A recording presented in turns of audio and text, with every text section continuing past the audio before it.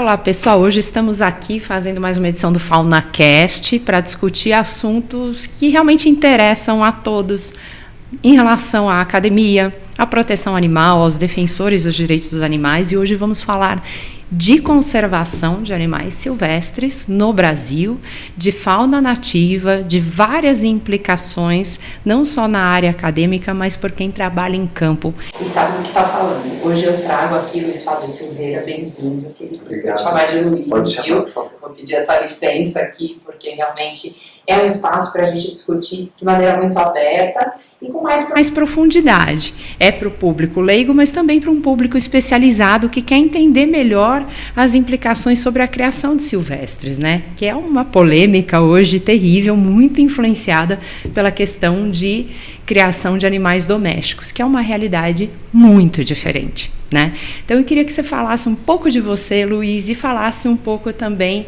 de uma coisa muito básica que as pessoas não conhecem, que é a disfunção ecológica dos animais, tá bom? Então, muito obrigado. Bem-vindo. Eu fico muito contente com o convite, fico muito honrado porque é uma oportunidade de falar para um público que não é exatamente o público acadêmico, que é o público com o qual eu comumente me comunico. Mas só para uma pequena biografia, eu me formei em Belo Horizonte, na Pontifícia Universidade Católica de Minas, fiz mestrado e doutorado aqui na Universidade de São Paulo. E aí, tão logo terminei o doutorado, acabei passando como professor na universidade e estou aqui enraizado em São Paulo já há alguns anos. Já cativo de São Paulo. Então, eu trabalho com aves, eu sou ornitólogo, mas ao longo do tempo eu acabei me envolvendo também com questões relacionadas a bem-estar animal, à ética e ao uso dos animais em ensino e pesquisa. Então, durante 6 anos, eu fui representante indicado pelo Ministério do Meio Ambiente, junto ao CONSEA, que é o Conselho Nacional de Controle e Experimentação Animal, em Brasília, e o que eu considero uma experiência muito positiva, porque a gente teve aí a interação com o setor produtivo, né, com quem produz animais, com quem cria os animais para ensino e pesquisa, com as organizações de proteção animal, enfim, e também com os diversos setores da academia, na formulação de políticas públicas para contemplar, né, tanto a pesquisa como, obviamente, o que é mais importante, o bem-estar animal, porque é o que a gente falava, que se você produz animais de qualidade ruim para pesquisa, o teu resultado já começa enviesado. Então, para o uso de animais em ensino e pesquisa, é fundamental que você tenha animais em boas condições. Então, discutir o bem-estar sempre foi uma questão muito importante dentro do CONSEA, que sempre usou a questão dos 3 R's, né, para a gente poder trabalhar com animais tanto em ensino quanto em pesquisa no Brasil.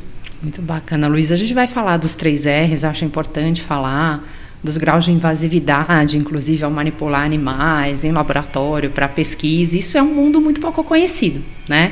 E o CONSEA, quando foi estabelecido, realmente ele se utiliza aí de 5 ministérios, não só do meio ambiente, como da tecnologia e outros, para poder, né? Mapa, com certeza, da agricultura, para poder sentir o que está acontecendo e fiscalizar, que é um problema histórico que a gente tem no Brasil, né? Como acompanhar tudo que está acontecendo na área privada, na pesquisa para realmente venda de produtos, de serviços, indústria farmacêutica, enfim. Queria que você falasse um pouquinho qual é a demanda maior no mercado privado de uso de animais silvestres hoje. Você fala em ensino e pesquisa? Ensino e pesquisa. Praticamente inexistente. Ele está muito centrado em alguns animais, por exemplo, produtores de veneno, no caso das serpentes, que é uma coisa importante. A gente tem, por exemplo, o captrofil, né, que é derivado do veneno da jararaca, que é um remédio que provavelmente muitos dos nossos ouvintes usam, né? Verdade, e nem sabem. E que nem sabem que é um produto derivado do veneno de uma serpente brasileira. Então a gente tem, no caso da indústria aplicada, muito nesse sentido, né, de produção mesmo. Agora, no caso da pesquisa, a gente tem diversos animais sendo utilizados, diversas espécies, que vão desde cães e gatos, que também são usados, né, para determinados tipos de desenvolvimento de ração, desenvolvimento de vacinas, testes, etc., que no fim das contas vão beneficiar toda a grande população de cães e gatos que a gente tem no país. Tem, claro, exemplares de peixes, né, o paulistinha, que é um peixe tão comum para nós, é um modelo importante em pesquisas de biotecnologia e de ensino e pesquisa no Brasil, tanto na indústria, tanto na área farmacêutica, quanto na médica, quanto na biológica, também na de poluentes, né, na mensuração de poluentes. Enfim, e claro, os clássicos ratos e gafanhotos, ratos e camundongos, não gafanhotos, sim, ratos e camundongos, que são muito usados, são muito usados, e outros de menor monta, mas igualmente importantes, especialmente para desenvolvimento de técnicas zootécnicas ou na agricultura, como cavalos, bovinos, suínos, mas no montante significativamente menor do que é usado, por exemplo, com peixes e ratos e camundongos. Perfeito, que são os mais utilizados. São os modelos mais usados, que a gente tem mais pesquisa, mais desenvolvimento, e muitas das drogas e dos remédios e das tecnologias que a gente vai aplicar depois em primatas primeiro, para depois chegar no estágio do ser humano, já passam por esses animais e às vezes já são reprovados ali. Né? Às vezes nem passam desse estágio. Então isso poupa também, entre aspas, isso acaba evitando que a gente utilize outros animais em testes que sabidamente não vão ter o mesmo sucesso. Isso é importante. Quando a gente fala em testes alternativos, por exemplo, o pessoal acha que é simplesmente a abolição do uso de animais, e não necessariamente. Pode ser o refinamento da técnica para que seja menos invasiva, e pode ser também a redução do número de animais, o que é extremamente importante. Hoje, você que participa desses comitês de ética sabe mais do que ninguém que há um tempo atrás você não precisava justificar muito bem a quantitativa de animais que você usava. Morreu, não soube lidar com eles no laboratório. Chama mais 300 camundongos e vamos continuar a nossa pesquisa. Ou alguma coisa que pode implicar de maneira negativa a saúde humana, e você verifica aquilo no modelo biológico, animal, enfim, você já veta a continuidade daqueles estudos, né? Pode passar, isso pode acontecer no sentido reverso, por exemplo, você usar um modelo biológico muito diverso e no animal ele ter um potencial danoso que não teria no ser humano? É difícil hoje. A gente já tem um acumulado de décadas de conhecimento que já permitem que, caso esses casos existam, eles sejam tratados como raríssimas exceções. Entendi. A regra é que você já percebe os potenciais ali nesses animais mais comuns e mais utilizados em laboratório. A gente já tem muita literatura e muita pesquisa em cima disso. Verdade. Então, você, de fato, correu o risco de estar tendo um escape de uma descoberta, que você fala, puxa, escapou isso aqui porque eu travei a pesquisa lá no camundongo ainda. Isso seria uma raríssima exceção hoje em dia. E eu acho que é evidente, a gente precisa entender que a sociedade mudou e a maneira de tratar os animais mudou, o que é ótimo, o que é muito bom. Do ponto de vista, estamos falando agora do ponto de vista de pesquisa, né, de academia e de pesquisa científica. Eu, quando fiz biologia, a gente teve estudos para ver o potencial elétrico no músculo de rã, que a gente matava uma rã só para isso. Só para isso. Que é um negócio que a gente olha de idiota. Né? Não tinha a menor necessidade. Então, a gente sacrificava 60 rãs numa sala de aula para usar durante 5 minutos para nada. Ali você tá bom, é assim, que legal, beleza. Então, muita coisa que era feita com os animais, hoje já está sendo substituída por vídeos, por modelos, por outras maneiras de demonstração que não impactam não impactam a pedagogia nem a didática e muito menos a sua formação profissional. Maravilha. Isso é importante. Agora, infelizmente, e isso vai ser permanente, algumas técnicas e algumas coisas terão que ser feitas em animais. Não há como ainda substituir perfeitamente o treinamento de uma pessoa, de um profissional, num modelo. Ele vai ter que, em algum momento, treinar no indivíduo vivo ou no indivíduo recém-eutanasiado para aquele fim. A gente vê isso na medicina. Os médicos que fazem transplantes aqui no Hospital das Clínicas, eles treinam em animais. Eles não vão treinar no teu filho de 6 anos que precisa fazer um transplante. Não é ali a hora que ele vai treinar. E você chegou num ponto fulcral do direito dos animais. Hoje em dia, a gente está considerando os direitos deles.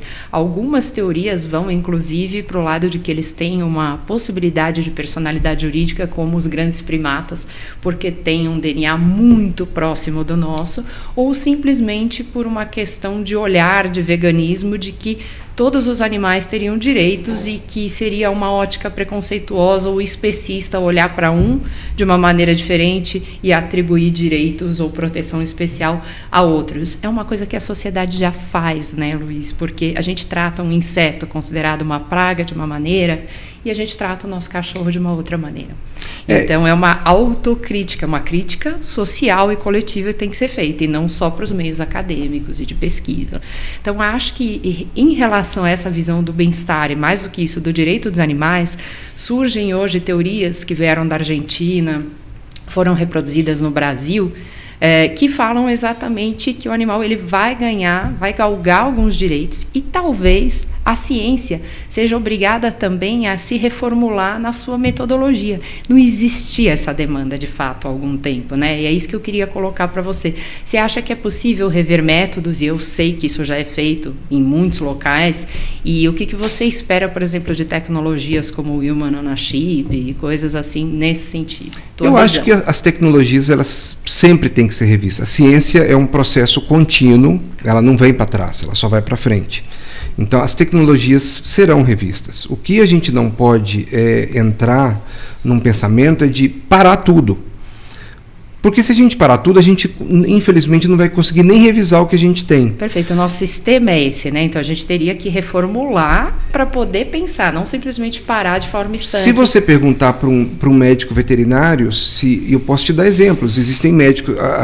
eu não vou particularizar aqui a universidade, mas existem médicos veterinários que foram formados em determinadas universidades que não treinaram em animais, em bichos reais, treinaram em modelos, e que animais que foram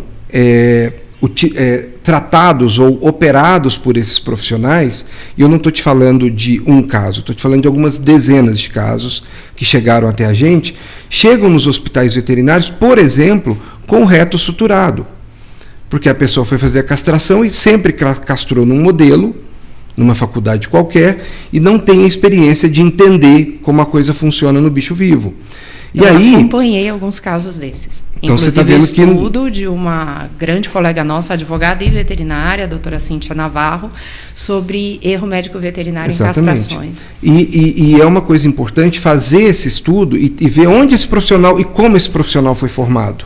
Perfeito. Porque eu quase lanço um desafio a você, com base na minha experiência. Eu não sou veterinário, mas eu interajo muito com veterinários, com professores da medicina veterinária, que boa parte, se não a totalidade desses grandes erros foram feitos por colegas veterinários que não treinaram o suficiente em organismos. Eu sou biólogo, trabalho com evolução. A coisa mais importante na evolução é a variação. Não existem bichos iguais uns aos outros. Então, você treina no modelo, você está treinando uma coisa igual o tempo todo. Então, você precisa abrir bichos, você precisa olhar os bichos, porque os bichos variam entre si. Então, uma artéria que está passando num lugar, ela pode estar passando num lugar ligeiramente diferente num outro bicho. Claro, a anatomia varia, genética, exatamente. Função, as próprias raças que existem trazem consigo variações da musculatura, variações na posição de veia, de artéria, etc. Então, um bom profissional, ele precisa ser colocado de frente a esses desafios. Porque na hora do mundo real, e é o que a gente fala, é por isso que a gente defende tanto que as pessoas realmente, obviamente, dentro de padrões éticos, dentro de tudo muito bem controlado, etc., que ela conheça o mundo real. Porque quando ela faz um erro veterinário, ela não está causando um sofrimento desnecessário por incompetência da pessoa só para o bicho. Ela está causando um sofrimento para o dono. Para a família inteira. Para todo mundo que está relacionado com aquele animal. É isso mesmo. Hoje a gente tem um conceito pelo Instituto Brasileiro de Direito de Família, que é a família multiespécie. A gente realmente agregou animais à nossa família. A gente cria animais com um amor muito diferenciado. E agora a gente discute outras questões. Eu estou antropomorfizando aquele animal, eu estou tirando dele as funções que ele teria na natureza, ele já vai estar num cativeiro, mas o que eu posso fazer para ele ser o que ele é, o animal que ele é? Então a gente começa a olhar para o bem-estar deles. Mas fato é que é um caminho sem volta. A gente olha para os animais hoje como membros da família e você está certíssimo. Eu vejo muitos casos de erro médico veterinário ensejando indenizações, tanto por responsabilidade objetiva da clínica veterinária, do hospital veterinário, quanto do profissional advogado, que aí é subjetiva, você tem que provar, enfim, por falta de treinamento, por falta de cuidado. Às vezes por falta de ter um prontuário claro dizendo como atendeu aquele animal, a questão da comunicação com o tutor daquele animal. Ou da própria resistência do estudante de medicina veterinária, ou da biologia, porque eu sou professor de biologia, eu vejo isso na universidade, de manipular o animal, porque ele já vem com essa cabeça de que aquilo é intocável, que não pode, o animal não pode ser eutanasiado para finalidade de ensino ou para finalidade de pesquisa, então ele não vai colocar a mão ali. E a gente tem que lembrar que o mundo real está lá fora. E tudo vai estourar na mão do profissional. E esse profissional, ele é legal, ele é habilitado e competente para fazer aquela cirurgia.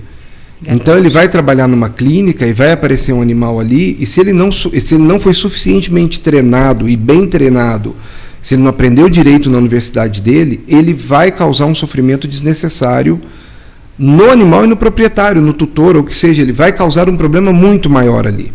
Então eu me preocupo muito, e é uma preocupação desde os tempos do Conceia, com essa coisa de que precisamos abandonar, simplesmente do dia para a noite, trocar o ensino nos animais que foram eutanasiados para esse fim, ou que estão ali sedados, preparados para essa finalidade, de treinar um profissional, por um modelo do dia para a noite. E aí a gente está desprezando, na minha opinião, toda uma gama de conhecimento que essa pessoa não está tendo, porque aí muitas faculdades particulares preferem, inclusive, dar logo o modelo para o aluno, porque ela se livra da encheção de saco. Claro, ela não tem de consciência, ninguém vai estar lá, vamos fazer no modelo mesmo, está ótimo, olha que bonitinho o modelo do cachorro, tá perfeito, não tem apurrinhação. E o aluno pagou e vai para o mercado. É problema dele depois. O problema de todos nós que sofremos com um profissional. E aí é o que a gente sempre falava. Do ponto de vista do direito e do sofrimento e do que vai ser e do benefício, é mais ético você usar aquele animal com aquela finalidade para preparar um bom profissional do que soltar um profissional no mercado que vai que vai trabalhar mal e vai causar o sofrimento de centenas ou dezenas de animais depois. E muitas vezes uma profundidade muito maior e de maneira irremediável. Exatamente, por falta de treinamento, por falta de cuidado e de treinamento, porque no momento ele falava, eu não quero mexer nisso, eu não quero colocar, só põe a mão no modelo, e esquece que o mundo real não é feito de modelos, o mundo real é feito de bichos reais, que vão com problemas reais. Então essa pessoa precisa ser muito bem treinada. E é muito engraçado porque quando você vai nas aulas, você vê o pessoal, por exemplo, alegando objeção de consciência para fazer ornitopatologia. Quer mexer com galinha. Então um veterinário da cidade de São Paulo não quer mexer com galinha. Não é ali que está o mercado mais legal. Então ele alega objeção de consciência com a galinha. Com cachorro e gato, não. Entendi. Então isso também é engraçado. Muito interessante. Isso também é engraçado. Isso acontece. Não conhece dentro do ensino. Então a gente tem algumas questões que são realmente importantes e voltando ao teu assunto, à tua pergunta inicial, claro que eu não existe mais aula de matar uma rã para ver o potencial elétrico. Acabou. Muitas dessas aulas, dezenas dessas aulas acabaram. Outras não irão acabar. Então a gente não vai passar do modelo de 100% da utilização de animais para 0%. Jamais vai acontecer. O que vai acontecer é que determinadas disciplinas, determinadas áreas, ainda usarão animais no ensino e na pesquisa, porque é assim. Não tem nada que substitua ainda esses modelos. Agora, outras, obviamente, você pode trocar por filmes, por modelos, por peças anatômicas preservadas. Tem uma gama de coisas que pode ser feita do que sacrificar um animal para 10 minutos de aula, que não tem o menor sentido hoje. Na área jurídica, Luiz, a gente costuma dizer, principalmente na questão de uso de animais, não para ensino e pesquisa, mas para o mercado privado, de que isso se transformou, o uso dos animais, também numa escusa jurídica. Olha, o grande teste, a cobaia, de fato, somos nós, nossos produtos que a gente vai usar no dia a dia. E se acontecer algum efeito adverso, alguma coisa não prevista, ou realmente vierem muitas ações de indenização e de responsabilização civil e criminal para as empresas que formularam um produto, por exemplo, da indústria farmacêutica ou cosmética, eles vão dizer, não, maravilha, mas nós testamos de todas as maneiras para evitar esse resultado. Então, hoje em dia, a questão do uso de animais, principalmente no mercado privado, e aí é diferente do ensino, que demanda uma formação, uma preparação que realmente tem que existir, você vê que isso se tornou quase uma cláusula contratual ou uma alegação de processo dessas empresas. Olha, não, mas nós testamos em animais. Se deu um problema, isso não era previsto, isso aconteceu. Então, realmente, existem muitas implicações no uso de animais e hoje, que bom que a gente consegue conversar sobre isso de uma maneira transversal, interdisciplinar, que há um tempo atrás isso não existia. Acho que o Conceia, de certa maneira, também promoveu muito esses debates e a aproximação de segmentos diferentes, como você bem falou. Você trabalha nessas comissões de ética, você tem representantes de ONGs, um aprendendo com o outro, e isso é essencial para a nossa evolução. Né? O Conceia foi um marco civilizatório no Brasil, eu acho, assim, com relação ao uso de animais. O Conceia faz um trabalho, eu não sou mais conselheiro, então eu posso falar com muita propriedade, muita tranquilidade, porque eu não tenho nenhum vínculo a mais com o Conceia.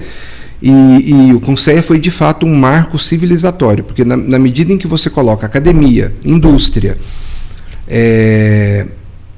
as sociedades, as SPAs, a Sociedade de Proteção Animal, todas juntas para chegar numa solução, o Conceia hoje tem manuais publicados, estão no site do Conceia para qualquer pessoa baixar, dizendo o que pode e o que não pode fazer com qualquer bicho no Brasil.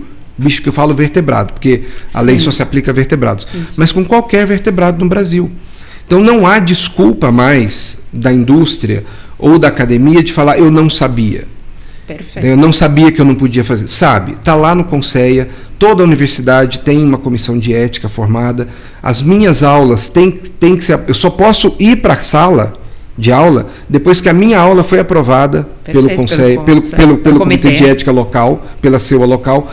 Então é um marco civilizatório de fato, e as CEUAs locais são formadas por sociedades protetoras, veterinários, biólogos, professores, estão ali discutindo a tua aula. Claro. Eu submeto minha aula um ano antes, eu vou dar aula de tal coisa e vou precisar de bichos assim. Olha, isso aqui está demais, explica por que você está fazendo isso. Perfeito. Isso aqui está fora das normas do Conceia. Então, é de fato um marco civilizatório. Eu acho que a gente hoje trabalha, tanto a pesquisa quanto a indústria, trabalha numa margem de segurança muito boa, porque tudo isso foi pactuado com a sociedade, com os representantes da sociedade que se importam com as questões dos animais. Mas é engraçado quando você estava falando desse especismo e de como a gente vê diferente, né? Eu, por exemplo, não como peixe. Não consigo comer peixe.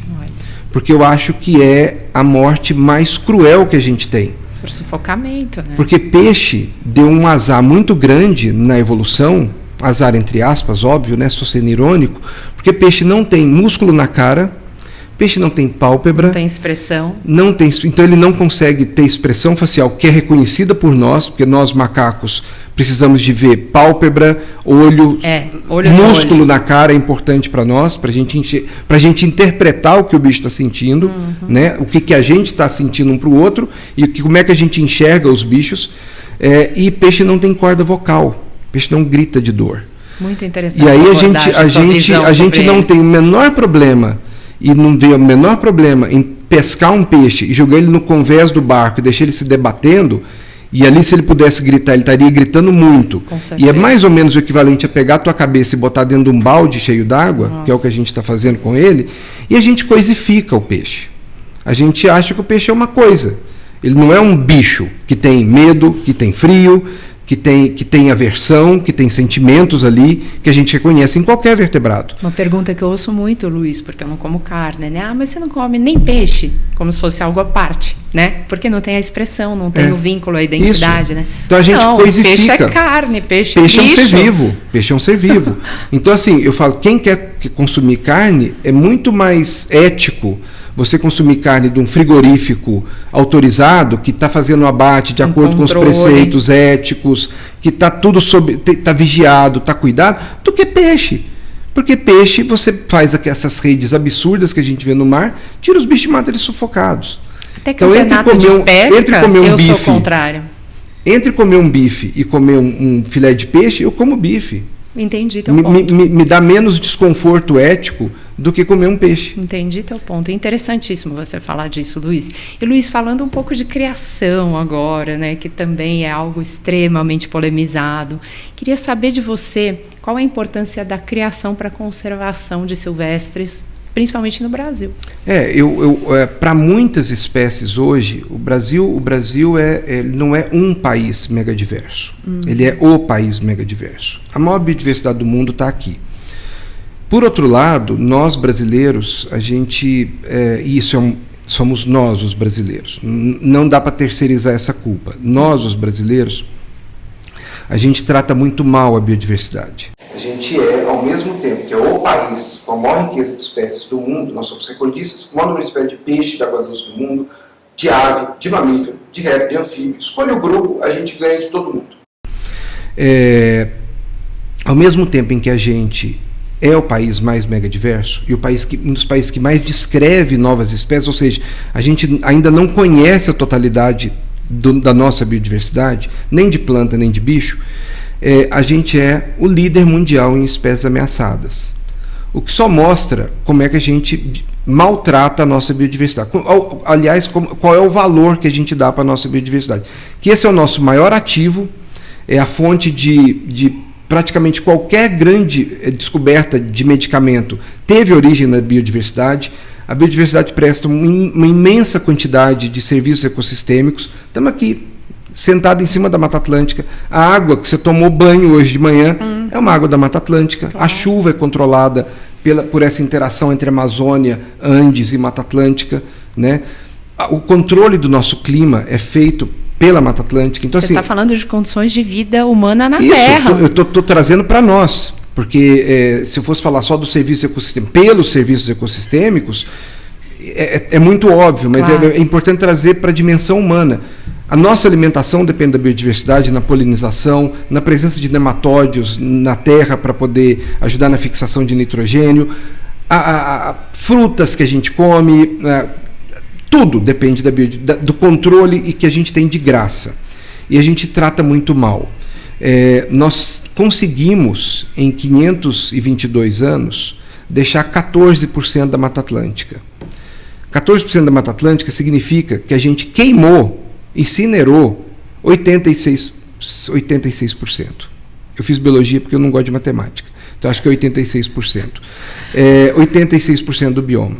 Perfeito. Boa parte do que sobrou de Mata Atlântica serve para quase nada. E são fragmentos pequenos, isolados, que vão colapsar nas próximas décadas e vão virar capoeira e depois vão sumir, né? Então, a gente contratou para a Mata Atlântica um desastre ambiental. Está contratado. Como se não bastasse, a gente está contratando o desastre ambiental no Cerrado, que a gente está destruindo em taxas alarmantes, sem falar no que a gente tem feito na Amazônia. Posso aí fazer uma parte muito por conta da pecuária e criação de algumas espécies de cultivo agrícola. Soja. Soja. Basicamente soja. E aí a lógica da ocupação, principalmente na Amazônia, segue isso. A terra é grilada ou ela é muito barata, a madeira é derrubada para quase nada, né? Muito pouco aproveitamento econômico dessa madeira roubada de nós, sim, todos nós. Aí vem o pasto, que é barato, é capim, vem o boi, e a hora que essa terra começa a exaurir um pouquinho, ou encarecer um pouco, essa fronteira se move para frente e vem a soja. É isso. E vem a soja. Basicamente, essas são as fases da exploração. Esse é o ciclo da exploração, principalmente da Amazônia. No Cerrado, nem o gado vai, já está indo na soja direto. Então, a gente está contratando um desastre ambiental. Eu estou com 48 anos. Eu não vou ver. Mas quem tem filho, vai ver. Quem tem neto, vai ver. Esse desastre está contratado. Aqui na Mata Atlântica, ele está contratado. A gente já assinou esse contrato, ele vai rolar. É só esperar a execução desse contrato. Exatamente. Que a conta o que a gente está fazendo com a Amazônia e com o Cerrado é contratar, é amplificar a tragédia já contratada. Porque isso vai ter consequências para a América do Sul inteira. Porque a gente está desregulando uma questão climática e de regime de chuva que vai mexer não é só com o Brasil inteiro. É mexer com a América do Sul inteira. De fato, por exemplo, meu pai é argentino, né, viveu a vida toda em Bariloche, a gente conhece muito a cadeia dos Andes, mora muito próximo, que tem uma biodiversidade muito diferente da nossa, mas existe, e lá está havendo um fenômeno de desertificação enorme logo que você desce a montanha, um degelo absurdo por conta das alterações climáticas, e a gente chamava ali, a gente tem alguns blocos de gelo enorme, né, que são os glaciares. Estão tudo derretendo. Que estão derretendo. Estão derretendo, né? Então, isso vai impactar diretamente a população. Então, assim, é surreal a gente ter... Bom, já é surreal a gente ter gente que... Eu apresento um quadro nas minhas aulas de pós-graduação de 1500 e pouco, a Terra já era redonda em 1500 e pouco, num quadro exposto no já museu. Sabiam, né? Não é novidade. A gente tem gente hoje que não entendeu isso até hoje. E tem gente que nega o aquecimento global. Tem gente que acha que isso não existe. E assim, isso é de uma ignorância tão profunda que chega a dar pena da pessoa. Fala, cara, não é possível que você pode ser bobo desse jeito. Se você falasse nisso há 20 anos atrás, em que não havia ainda um consenso, o pessoal já estava inclinado para achar que era a ação humana que realmente influenciava a modificação do clima do planeta. Mas hoje já é um consenso científico muito pacificado. Né? E a ciência não tem compromisso com o erro.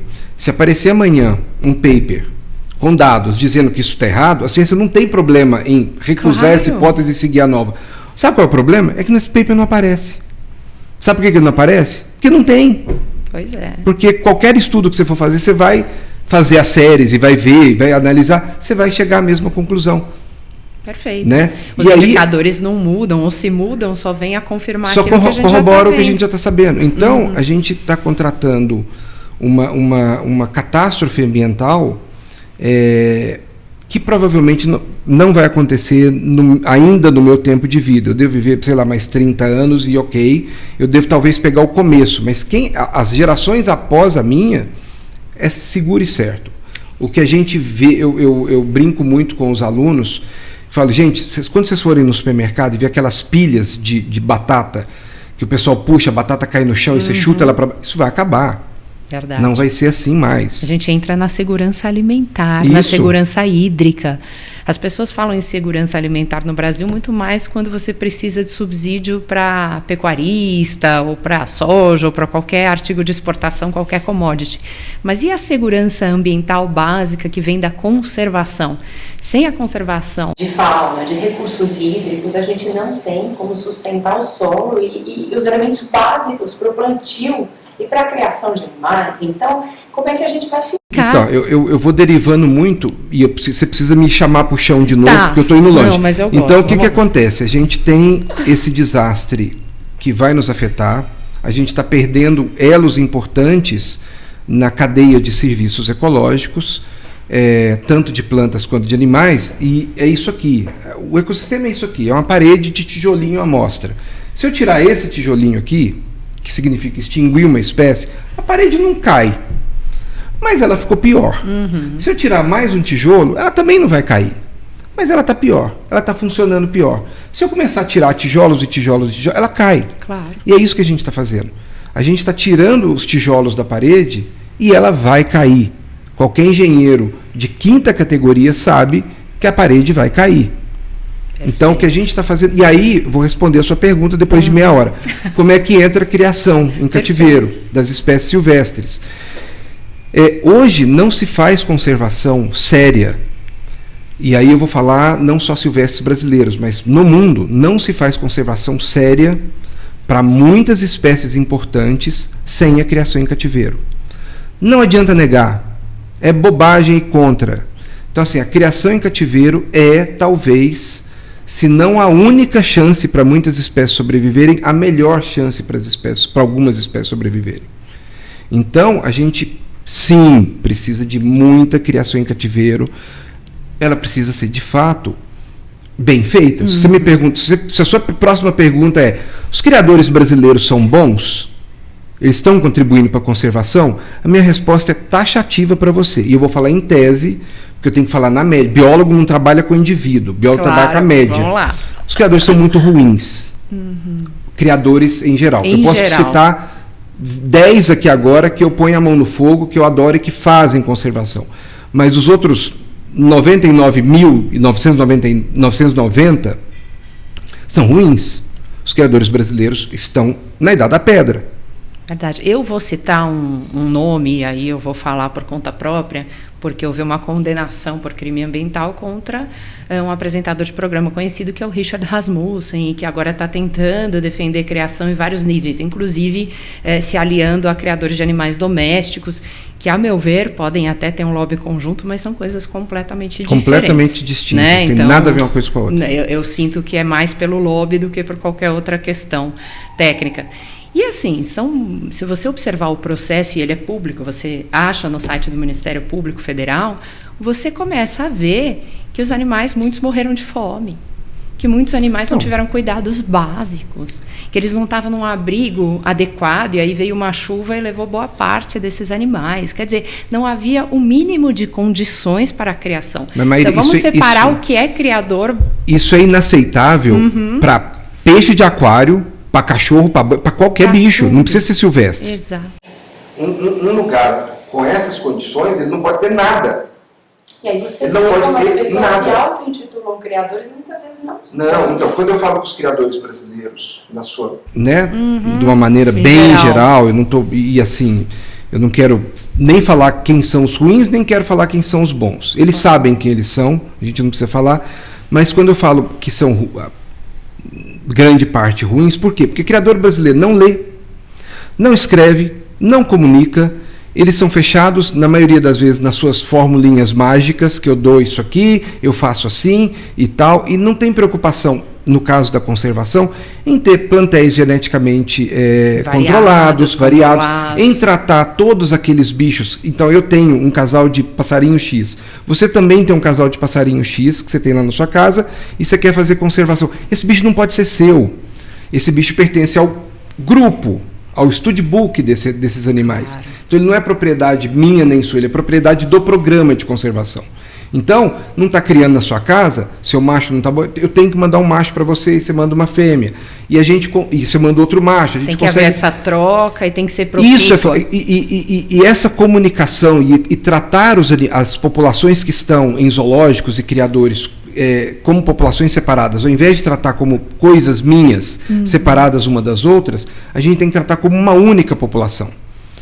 E aí sim a gente começa a ter conservação de verdade. Entendi seu ponto. Então a gente tem pequenas populações isoladas, mas não isso aí, que começam a ser manejadas como uma única população. Então não está criando bem no criadouro da Maíra, vamos passar para o criadouro do Luiz. E você não vai ficar brava. Claro, porque você está fazendo uma coisa para conservação. Maior. E os bichos precisam ter porta de saída. Porque não adianta você ficar criando, se você também não tem associado lá na ponta um programa de saída, que é a reintrodução. E esse é um ponto em que o Brasil realmente é praticamente inefetivo e incipiente. A gente patina. Então, o que a gente tem, na imensa maioria dos casos, é uma limpeza de setas. Deu muito bicho aqui, manda embora. Abre lá a gaiola de qualquer jeito e os bichos, eu vou te falar, morrem de fome, morrem de sede. Sim. Porque eles não passaram por um viveiro de adaptação no local, eles não têm monitoramento. Então, assim, o que a gente está fazendo é tirando de um lugar que está super povoado, levando para outro que você não sabe muito bem o que está acontecendo, abre a gaiola, entra no carro, tchau, deu uma ótima matéria para o Fantástico, para o Globo Repórter, todo mundo vai dormir no Jornal Nacional. Ai, que legal. Os bichos morreram naquele dia ou no dia seguinte. E em grande sofrimento, diga-se de passagem. De fome, de sede ou de predação do pior jeito possível. E então, animais sencientes, inteligentes, claro, que perceberam o grupo, então, aquele argumento, muitas vezes a sua família perecendo. Aquele isso argumento é que eu acho um argumento canalha, quando eu ouço, que é que as pessoas falam, é melhor um dia de liberdade do que o resto de vida na gaiola. Eu vou te falar, eu vou pedir desculpas pela dureza da palavra, é um argumento canalha, não há outra palavra para falar disso. Sabe por quê? Porque você não perguntou para o bicho. Pois é, o que ele preferiria, né? O que o bicho prefere? Pergunta para ele se ele prefere ter a água e a comida ali e gradativamente ser colocado na natureza de novo, ou se ele prefere morrer de fome e de frio. Porque ele foi solto num ambiente que ele está há anos numa gaiola e que aí ele sai dessa gaiola, ele não faz eu ia falar em espanhol, já que você é argentino, ele não faz a menor ideia do que comer, nem de onde achar essa comida. Fica em desespero, morre de inanição, morre desesperado. E eu te provo isso. Estresse, né? E eu te provo isso, porque uma vez eu vi um vídeo, eu não tenho rede social, então assim, eu recebi um vídeo no WhatsApp. Você é uma pessoa mais feliz do que... Muito mais. Eu te digo, eu sou extremamente realizado de não ter nada de rede social. E aí eu recebi um vídeo que estava no Facebook de uma operação que estava abrindo, assim, dezenas de gaiolas de passarinhos foram pegos no Nordeste do Brasil, e o pessoal quebrando as gaiolas com a mão, que é o pior jeito de soltar um bicho, que ele está desesperado lá dentro, e os bichos saindo voando. E aquilo, sei lá, deu quantas milhões de curtidas, lá, né? Likes. Assim. E 2 dias depois, o cara que coordenou essa operação me ligou, e eu não sabia, eu conheci o vídeo e não sabia que era o cara, literalmente desesperado, perguntando o que ele podia fazer, porque o chão estava coalhado de passarinho morto. Eu falei, mas é claro que vai estar coalhado de passarinho morto. Meu Deus. O pessoal não sabe como fazer. Falei, mas é claro que vai estar. Ele falou, mas a gente achou que ia viver. Eu falei, como você achou? De onde você tirou que você achou? Bichos que estavam há anos em gaiola. Aí é uma falta de razoabilidade tremenda, porque você não precisa ser um técnico para saber, minimamente, que um ser vivo, para sobreviver, precisa se alimentar, para viver bem, precisa se abrigar. Se ele estiver numa condição de bem-estar, ele vai reproduzir naturalmente. Exercer as 5 liberdades que ele precisa exercer. Então, quando eu te falo que a gente está patinando nesse campo da reintrodução, é porque isso é confundido com reintrodução. Isso não é reintrodução. Os bichos sequer são marcados. Então, eles exame? Para que exame? Jamais. Imagina. Questão sanitária Não desconsiderada. faz uma clamídia nos bichos, não faz um hemograma, não faz um exame de fezes. É terrível. Solta do jeito que tá e tchau. Queria te perguntar uma coisa específica, Luiz. A questão de maus criadores que, por exemplo, são criadores comerciais, enfim, se desinteressam, acabam deixando os animais doentes, um plantel com problema, e aí não há outra saída senão a eutanásia, ou deixar aquele bicho isolado e confinado, que muitas vezes não é viável, até que ele morra, pode ser um sofrimento terrível. Eu acompanhei isso pela Secretaria do Meio Ambiente em algumas fazendas de criadores que fugiram do país e deixaram araras e outros animais morreram. A gente está falando do mesmo assunto. Eu sei de que assunto porque eu vivi isso muito de perto. E é doído. Claro que é. Ninguém está feliz em fazer. Eu vi pessoalmente e acompanhei os técnicos e veterinários, e é uma coisa de chorar. Isso. De você ver os animais em grande sofrimento. Você acha que alguém está contente de fazer eutanásia? É uma coisa horrível. Mas o que você faz quando todos os bichos estão com 5 vírus? Eu estou falando do sofrimento que eles viveram até o ponto da eutanásia. Foi só um momento de fim. Puro. Isso não existe. É horrível. Isso não existe. E assim, a nossa lei, sim, muito incipiente em punir essas pessoas. A gente tem até uma lei em termos gerais, desde 98, de crimes ambientais, que é positiva, que evoluiu pouco, mas evoluiu em alguns pontos, enfim. Mas a gente tem muitos problemas de operacionalização na cadeia de comando e controle. Então, quando você vai aprender um animal, tá? E aí eu não estou falando nem daquela pessoa que tem um papagaio, o papagaio da vovó isolado, estou falando de apreensão grande em estrada, tráfico de animais. O nosso poder público muito incapacitado para manter esses animais. Muitos morrem na mão do poder público. Que eu vejo de policial consultando as pessoas que entendem no desespero o que eu faço com esses animais. Respondo isso toda hora no meu WhatsApp. Toda hora. E são, às vezes, bichos que você fala... Como, né? Cara, não vai sobreviver não do vai. Jeito que tá. Bicho de fruta. O policial apreende às 3 da manhã e vai me ligar às 8. Já morreu. Pois é. Bicho de fruta não pode ficar 1 hora sem comer. Imagina, Você fala, cara, já foi. Já foi, né? Já desestabiliza, enfim. E aí a grande questão é, poder público talvez nesse ponto seja a ausência mais marcante do primeiro setor. Porque quem tem obrigação de manutenção e conservação hoje, basicamente, é o primeiro setor.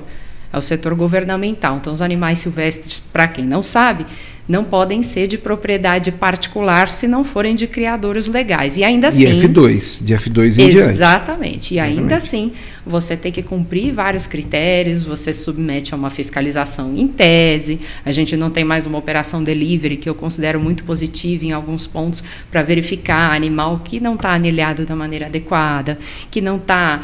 que muitas vezes é fruto de tráfico. Eu queria perguntar para você...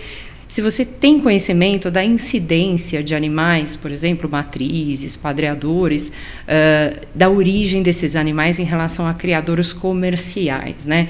Existe realmente muito animal oriundo de tráfico ou todos são reproduzidos em cativeiro? Como é que é isso, Luiz? Depende, não tem uma resposta única. Você vai ter vários níveis de resposta. Existem criadouros comerciais muito antigos, pré-legislação, que as matrizes são do pai do cara e que aí veio do tráfico. Claro, né? Não adianta. Veio da natureza. O próprio criador te fala isso. Não, isso aqui veio da natureza, meu pai comprou isso. E aí a gente cria muito bem esse animal e estamos no F30 hoje. 30ª geração. Tem outros cujas matrizes são de setas.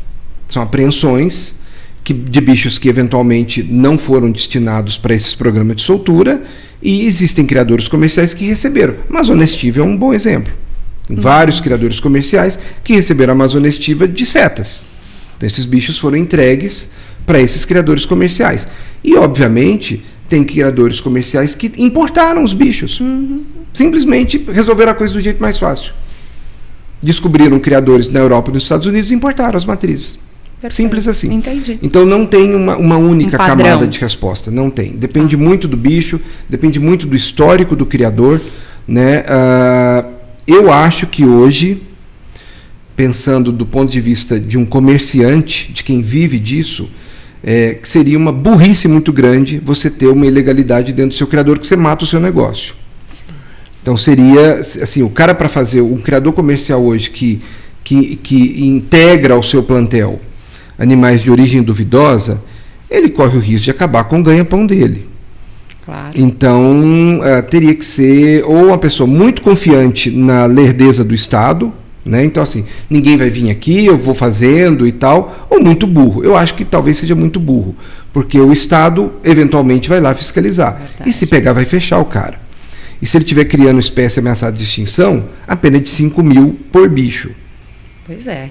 E cá então, assim, nós, né? Só piora o negócio. Então, assim, acho que do ponto de vista de estratégia de um criador comercial, seria uma burrice muito grande hoje. Eu acho que eu me sentiria bastante confiante e seguro, se eu quisesse ter um animal silvestre, em comprar um bicho de um criador comercial. Eu acho que o fato dele dar uma nota, emitir uma nota fiscal, dele colocar isso no sistema, te deixa de uma maneira exposta que você precisa ser meio corajoso ou burro para fazer alguma coisa errada. Né? Franco atirador. Agora, eu acho que a primeira hipótese que você colocou aqui, da pessoa não ser completamente leiga ou burra, mas de confiar na impunidade, é muito recorrente no Brasil.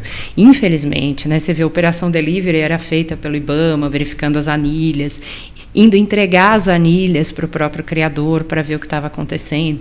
Dentro de um departamento de fauna, de uma secretaria do meio ambiente, acontece muito de, numa apreensão, você verificar um animal anilhado em São Paulo, mas que está no Espírito Santo, que não teria condição de chegar lá, muito menos da casa de um criador para um outro criador. Isso não informado no sistema, isso não permitido.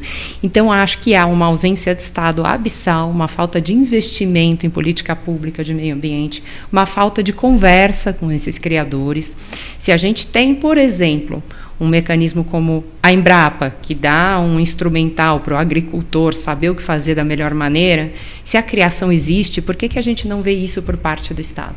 A gente vê um ou outro encontro com criadores, com algum representante do poder público. Isso não é comum, isso não tem uma sequência, isso de fato não acontece. Então, acho que tem muito a se trabalhar nisso, e eu queria te perguntar sobre as espécies que não são de interesse econômico, que não são muito compradas. Como é que a gente tem e vê um desafio aí para convencer um criador, por exemplo, de que seria interessante investir nessas espécies? É possível fazer isso de uma maneira imposta pelo Estado? Você vai ter uma cota de 10% de animais que não são de interesse comercial, ou você acha que na prática isso não funciona? Eu acho que a situação hoje para os criadores comerciais, para quem quer empreender com fauna no Brasil, o Brasil é signatário de tratados internacionais que preconizam isso não é proibido. Isso causa um benefício para a conservação, como a gente falou, quando a coisa é manejada direitinho, bem pensada e tudo. Então, eu não vejo razão objetiva da gente não criar a nossa fauna, seja ela do ponto de vista científico, seja ela do ponto de vista comercial. Eu acho que é a fauna, a criação comercial, e a gente precisa ser muito sincero com relação a isso também, ela não vai acabar com o tráfico. Não adianta, isso é bobagem. É esperar demais de um instrumento só, né? Insistir nesse argumento de que a criação comercial vai acabar com o tráfico é um argumento falacioso, porque é a mesma coisa de... Vou dar um exemplo bem besta, mas talvez sirva para ilustrar meu ponto. Uma das coisas que mais paga imposto no Brasil é cigarro. E talvez a mercadoria mais contrabandeada que tem no Brasil é cigarro. Né? Então, assim, você tem um mercado legal, regulado, que paga imposto, tudo bonitinho, e tem um contrabando brutal ao mesmo tempo. Né? O que eu acho que a criação comercial faz, e que é importante, é que ela vai virar para a Maíra, que é uma cidadã honesta, e que não tem o Windows pirateado, não tem o Office pirateado, gosta das coisas direitinho, e fala, eu quero ter um papagaio da forma legalizada, porque eu sou uma pessoa honesta. E eu quero ter a oportunidade de comprar isso de uma maneira ok. Então, o criador comercial é isso, ele te dá a oportunidade, ele dá a oportunidade da pessoa honesta e que tem o desejo legítimo de ter um animal. E aí, esse é um ponto que eu bato bastante, porque a gente fica, não, só pode ter cachorro e gato. Quem disse que só pode ter cachorro e gato, cara pálida? É uma boa pergunta. Quem disse? Quem somos nós para dizer, de uma sociedade democrática e livre, que as pessoas só podem ter cão e gato? Por quê? Por que eu não posso ter um papagaio? Me diga, por que eu não posso ter um papagaio legalmente adquirido? Uhum. Qual a razão para não ter? Qual a razão para não ter um canário ou um curió? Eu não posso? Perfeito. Do ponto de vista do direito, você podia tentar me explicar. Porque do ponto de vista biológico, não tem nenhuma justificativa. O que a gente precisa ter no criador comercial é a oportunidade das pessoas honestas adquirirem um animal que vai vir com atestado sanitário, com um manual de como criar esse bicho bem, todos os elementos de bem-estar, com uma indicação de um biólogo ou um veterinário que sempre vai poder ir ver seu bicho, cuidar dele quando ele tiver com problema. Né? Agora, o malandro, o bandido, que vai comprar... Porque, para mim, quem compra bicho no tráfico é igualmente bandido como traficante, para isso existe a lei. Claro. E aí não é mais o problema do Luiz biólogo, isso é problema de polícia, não tem nada com isso. Isso é a polícia, é a fiscalização do IBAMA, quem o poder público delega o poder de fiscalizar, que vai lá cuidar de bandido. Eu não mexo com bandido. Claro, eu entendo. Não me interessa cuidar de bandido, isso aí é bandido. Então o cara que compra, ele tinha que ser igualmente penalizado, tal qual o traficante. Porque ele é receptador de crime. Pois é. De um objeto de crime. E a receptação é um ponto que eu converso muito com o Marcelo Pavlenko sobre isso, né? Como ela é subutilizada pelas nossas autoridades. E é crime de receptação. Você tirar um animal de origem ilegal, nosso, é propriedade nossa. Exatamente. Está na lei. Ele é propriedade do Estado, ele é nosso. Ele está lá no mato, sendo esse tijolo aqui, ó. Isso é um grave desvio. E aí, falando sobre função ecológica, para as pessoas que não sabem o que é, qual é a importância também desses animais no seu habitat natural e da conservação? Então, todo ser vivo, todos os seres vivos que evoluíram, que estão entre nós aqui, no mesmo grau de evolução, então a ameba é tão evoluída quanto nós dois, sim, né? Somos só mais complexos, mas igualmente evoluídos dentro da filogenia, todos eles têm uma função ecológica na natureza. Então, à medida que você começa a tirar, desde que polinização, dispersão de sementes, regeneração da flora, comida, tem bicho que é comida. Claro. Ele é predado por outros bichos. Sim, você tem uma cadeia que realmente então ele está ali, ele é comida. Pois né? É uma função ecológica você ser comido. Sim, é uma função ecológica. Né? Então, a retirada maciça de quilombolas, comunidades indígenas e todas elas que poderiam utilizar, que têm essa liberdade. Os povos originários brasileiros, eles têm a arte plumária como um elemento importante na sua mitologia, na sua organização social. Então, uma coisa é um nativo de uma tribo, de um povo originário qualquer, ir lá no mato e matar uma arara para fazer um cocar. Está ótimo, isso tem que ser defendido e preservado. Isso faz parte da cultura dessa comunidade e a gente precisa, de novo, nós não somos uma sociedade uniforme. Não.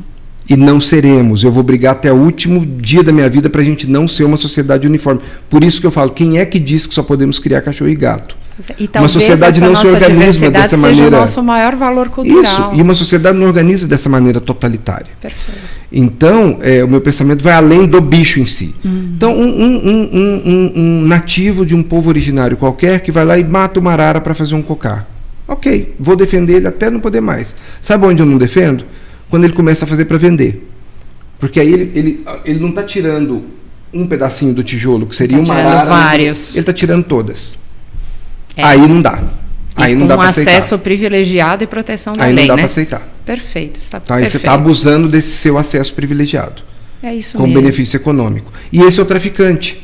Entendi. Esse é o traficante que vai lá e tira 100 filhotes de papagaio para vender. Aí, que não está nem aí. É verdade. E que se morrer, que se dane. No ano que vem ele pega mais. Tem algumas regiões da Bahia em que já não tem mais tantos papagaios para você porque você está tirando todos os bichos. Tira filhote ou atrapalha a fase de reprodução. Enfim, intervém da pior maneira possível. Você tira o filhote, você derruba a árvore.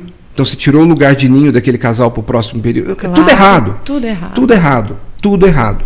Então, essa linha é linha de polícia, eu não tenho nada com isso. Isso não é problema meu. Isso a gente chama de última ratio. O direito penal é quando nada deu certo. Isso é problema de quem tem atribuição legal de cuidar. Então, para mim, é assustador, porque até o asfalto da BR sabe que a partir de agosto vai descer papagaio para São Paulo. E os caras vêm pegar papagaio aqui. Como é que não consegue pegar lá há 10 anos? Não consegue porque não quer. É simples assim, falta de vontade e ausência criminosa do poder público, que tem o dever de manter as espécies e o meio ambiente equilibrado para as atuais e futuras gerações. Constitucional. E a gente está contratando o desastre. Volta lá naquela história do contrato do desastre, da tempestade perfeita que a gente está causando. Isso não tem nada a ver com criação comercial. Então, é essa dissociação que a gente precisa fazer. As pessoas honestas que querem ter um animal dentro de cuidados, vai cuidar desse animal. Quem vai pagar para ter um bicho honesto, ele não vai criar debaixo da pia. Claro. Você é a favor de contribuições ou taxas em cima desse serviço para promover ações de conservação e também de bem-estar animal? Eu defendo publicamente que, no caso de espécies ameaçadas de extinção na criação comercial, seja reservada uma cota entre 10 e 20. Podemos discutir a cota. Claro.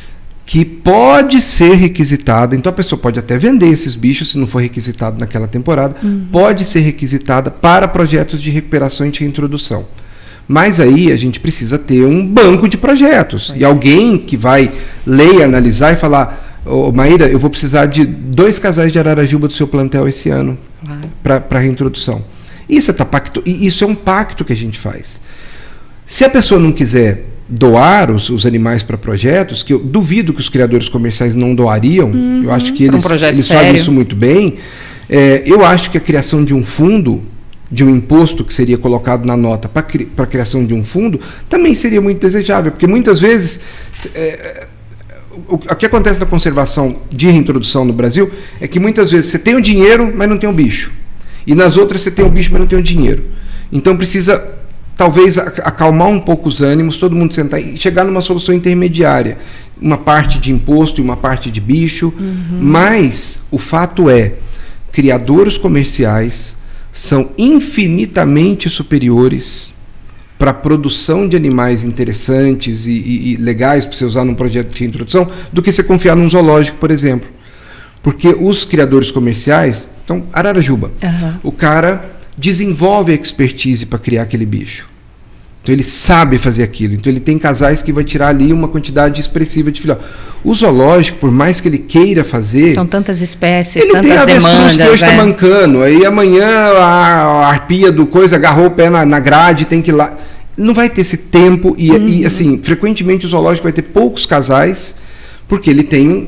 o zoológico tem uma outra função. Não que ele não possa fazer essa, mas a função principal do zoológico não é exatamente essa, de reproduzir bichos em quantidades de forma que eles tenham suficiente para poder, inclusive, doar para programas de introdução. Os zoológicos têm um potencial de contribuir na manutenção de biobancos, né? Excelentes. Genéticos. Como é que seria essa conversa com o criador? Você vê essa possibilidade de instituir políticas públicas com contribuição de cada ator, do criador comercial, do zoológico, para poder fazer um programa de reintrodução de verdade? No caso de espécies ameaçadas, como eu falei desde o começo, assim, a criação em cativeiro, e aí os zoológicos estão incluídos, para muitas espécies, é a única salvação ou é a maior salvação. Não adianta a gente fingir, porque é isso que está acontecendo para um monte de... Posso te enumerar 50 que agora é de caramujo a grandes primatas.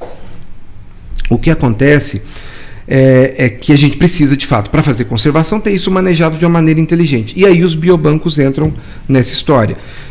Zoológicos hoje fazem isso muito bem.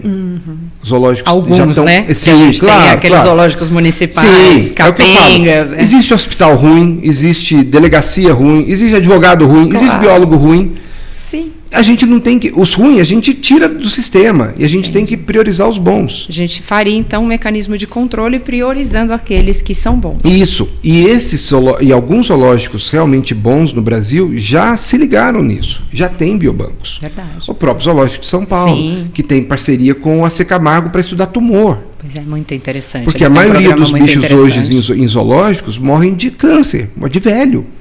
São bichos que jamais chegariam nessa idade na natureza. É verdade. Eles já teriam morrido na natureza.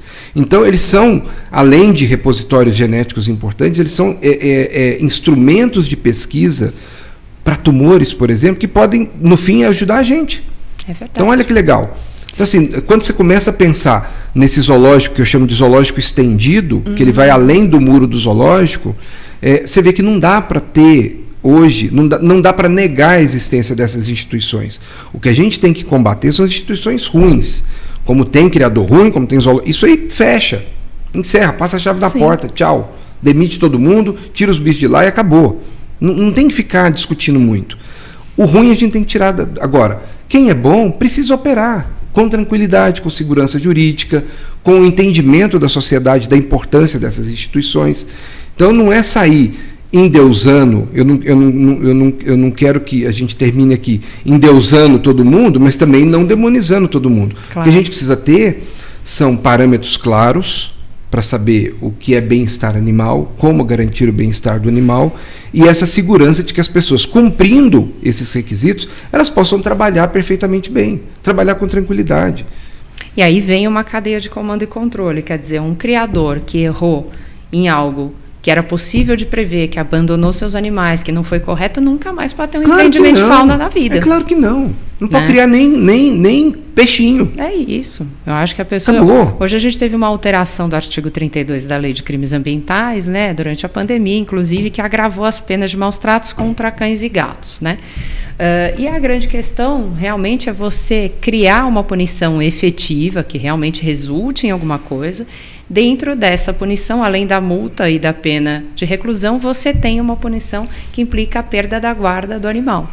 E muitos discutem de outros animais, porque se você maltrata um animal que estava sob sua tutela, você não tem condição de cuidar de um animal. Exatamente. Da mesma maneira que se você tem um filho e você perde o poder de família sobre ele, você não pode criar outras crianças. Lógico. Isso é muito simples, né? Então a gente tem que pensar nisso. E eu queria também te questionar sobre a questão dos depósitos dos animais. Mais uma vez, comando e controle, mas eu tenho que abordar essas ações de fiscalização, porque são totalmente deficitárias no Brasil, né? Então, assim, muitas vezes se autua, se coloca em depósito um animal muitas vezes maltratado, não é só um animal que esteja irregular com o próprio infrator. Eu não estou falando de criador, tá? Eu estou falando de pessoas que têm o papagaio da vovó. Exatamente. Né? Como é que você vê isso e a falta de habilidade das autoridades judiciárias para lidar? Isso vai se ligar ao seu ponto anterior que eu queria... Estava esperando você terminar para falar exatamente disso. Maus tratos. Sim. Bem-estar animal. Nós temos esses parâmetros claros. Porque quando a gente enxerga um bicho amarrado pelo pé, um macaco amarrado pela cintura, é claro que isso é maus tratos. Mas quando você enxerga um passarinho numa gaiola, que está pulando, que está com a plumagem boa, que está comendo bem, por que você está falando que aquilo é maus tratos?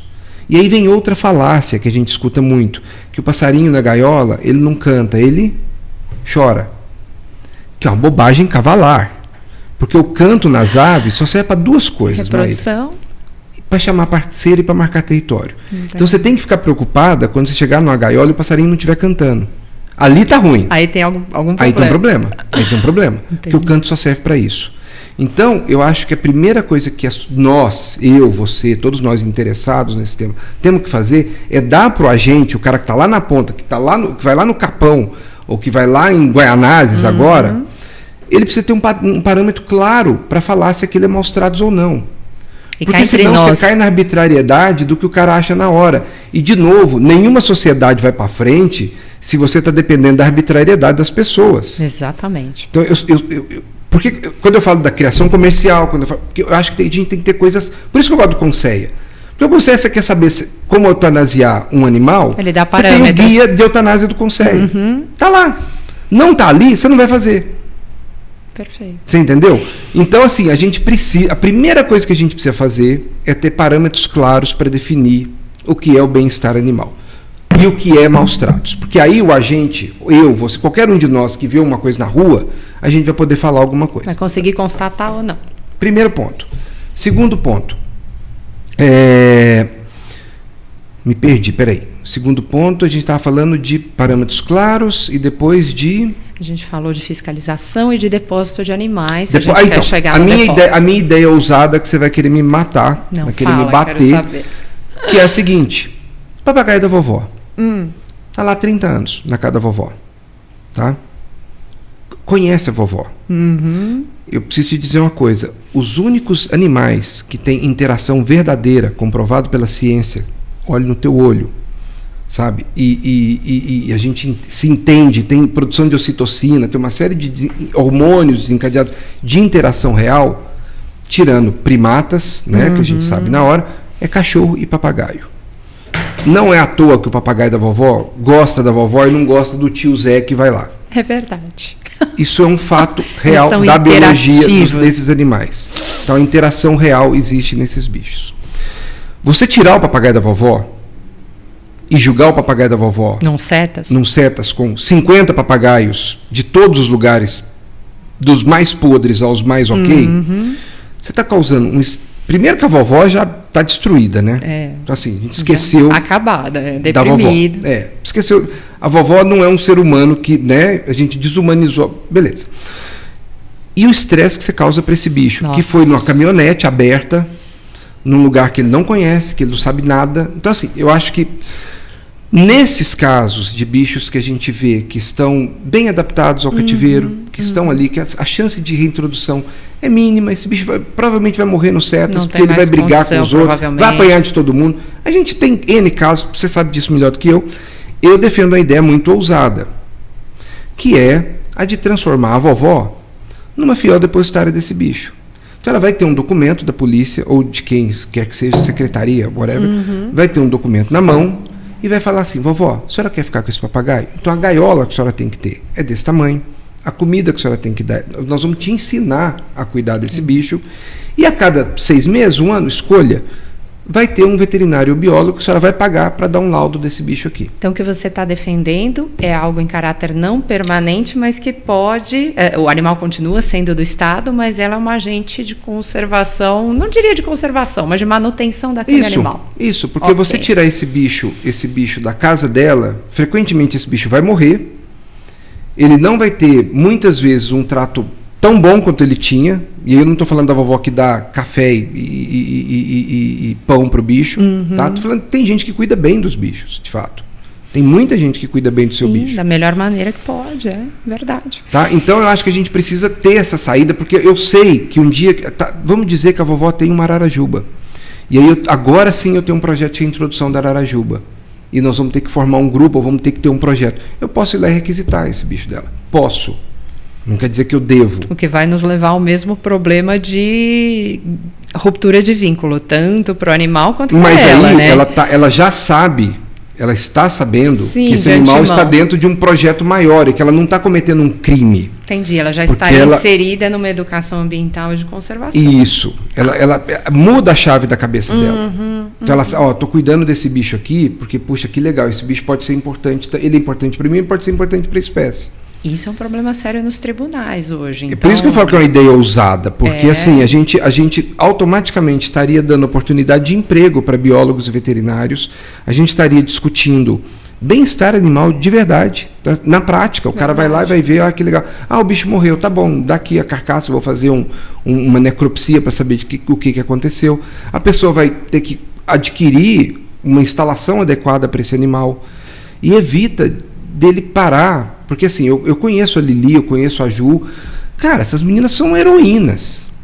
O que elas fazem lá no Semacasa e no CETA é coisa de herói. Essas meninas precisam ser colocadas, tem que fazer uma estátua para... Eu gostaria de verdade que uma grande reportagem, um Globo Repórter, a equipe da Lili fosse lá para ver o que elas enfrentam no dia a dia. A equipe da Lili, a equipe da Juliana, essas meninas são heroínas pelo que elas fazem. Você conhece não é muito fácil. Setas e CRAS, você acompanha também essa parte? Esse pessoal é herói, porque eles trabalham em situações, tirando, bom, Semacasa não é, né? Semacasa é um ponto muito longe da curva, mas assim, esse pessoal trabalha de uma maneira que eles são realmente muito dedicados ao que eles fazem.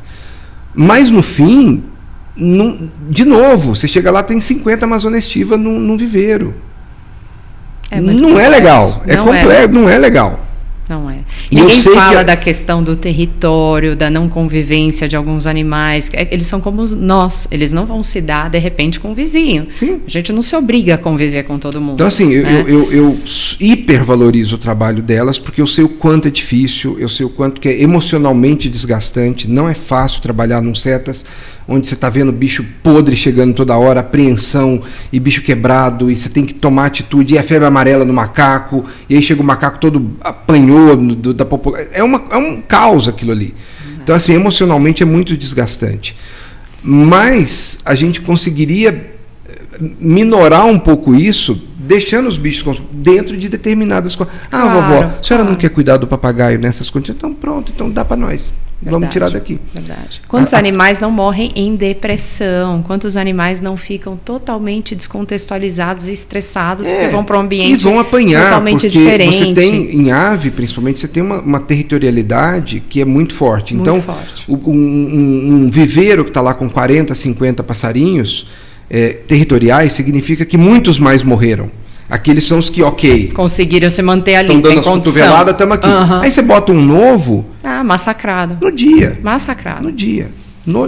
É verdade. Por isso, eu, como advogada, quando recebo um caso desse, eu tenho um papagaio, eu quero continuar com ele. Eu tenho como legalizar? De cara eu falo, não tem como legalizar aquilo que é de origem ilegal. Se você quiser enfrentar uma ação judicial, a gente tem muito a discutir, isso pode abrir um precedente. E a questão eu tenho o teu compromisso que você não vai mais tomar um animal de origem ilegal? Eu sempre falo isso para a pessoa. Porque sabe o que é, Luiz? É uma cultura. Então, se aquele papagaio morrer, muitas vezes a pessoa vai pegar muitas vezes vai pegar de origem ilegal, vai comprar na lojinha no marreteiro qualquer aí, entendeu? Na feira do rolo. E aí você não resolve o problema, nem para as pessoas, nem para os animais, né? Então, o depósito, eu já entendi que você defende em casos específicos em que possa haver a manutenção do animal. Por tudo que você falou, Luiz, eu vejo que é muito importante a gente ter uma cadeia de rastreabilidade desses animais, né? Para a gente poder saber de onde saiu, para onde vai. E um banco de dados nacional confiável, em que os atores envolvidos possam consultar. Questão de origem geográfica desses animais é muito importante, né? Para variabilidade genética ou para você fazer o programa de soltura, né? Como é que a gente faz isso se muitas vezes a gente não sabe no criador de onde veio aquele animal? Exame de DNA, o que a gente pode fazer? Por isso, coleções científicas, museus se unem no esforço para a conservação. Porque os museus coletam animais na natureza desde o final do século XIX. Verdade. E os museus se diferenciam das apreensões nos CETAS, porque o museu te diz, esse bicho foi coletado em tal coordenada geográfica, está aqui a amostra de tecido. Ele tem o rastreio. Então você consegue, para muitos bichos, né, porque tem, enfim, outras questões, mas não precisa aprofundar, mas para muitos bichos você consegue dizer exatamente de onde ele veio, porque você compara com o material genético que está felizmente coletado por dezenas de pessoas que trabalharam com pesquisa de fauna no Brasil. Então, o material que está depositado em museu retroalimenta e responde essa pergunta tua. Pesquisa de fauna, de conservação, de biobanco, carece de investimento público hoje? Muito, muito, porque isso é pesquisa básica. E a gente tende a desvalorizar a pesquisa básica. Né? O Brasil como um todo, em todas as áreas. Né? A pesquisa básica no Brasil é vista como quase que um diletantismo, na verdade. E, na verdade, a palavra básica já quer dizer que ela está na base. Ela serve a tudo, ela está na base. Que ela é então, necessária. A ciência brasileira sempre foi muito subfinanciada e ela foi, nesses últimos desastres desses últimos anos, ela foi ignorada. Então a gente nunca teve um financiamento tão baixo para fazer pesquisa no Brasil. Felizmente em São Paulo a gente ainda tem a FAPESP, que é uma agência importante e que realmente segurou a bucha nos últimos tempos, né? A FAPESP foi brilhante nesse sentido, mas o desmonte pelo qual passou o CNPq e a CAPES, que é um fato notório, é impressionante. Assim, isso vai demorar anos para a gente recuperar o nível de qualidade de investimento que a gente teve no passado. Isso é fato. Mas a ciência básica ela é fundamental, né? Então, assim, eu brinco, a pessoa está pesquisando a ventosa da mão da lagartixa. Aí todo mundo ri, que coisa besta que você está fazendo, para que você está fazendo, que pesquisa boa. Cara, não, você pode desenvolver uma série de produtos para a indústria depois, quando você descobrir o mecanismo que faz a lagartixa andar na vertical. Esse argumento de que uma pesquisa é boba é porque as pessoas não entendem que é necessário pesquisar para depois você chegar a alguma conclusão. Sem pesquisa, a gente não anda, a gente não avança, a gente não forma. Isso.